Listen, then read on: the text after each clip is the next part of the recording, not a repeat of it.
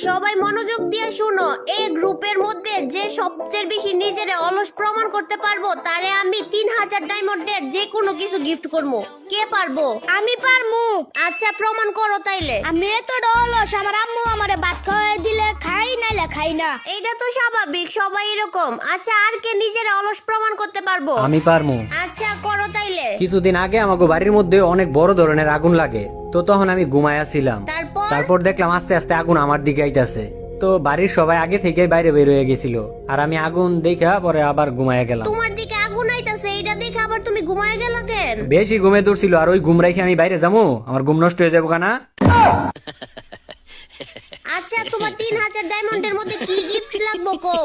আর আরেকটা কথা, পরে তুমি বাঁচলা কেমনে? ওই যে আমার বাপে যখন দেখছে যে এত আগুন লাগার পর আমি বের হইতাছি না, তো তখন আমার বাপে আমার ঘরের দরজা ভেঙে লাইছে। তারপর আমার কান দিল বাইরে নিয়ে মিল্লা মারলো, এমনি আমি বাইসে গেছি।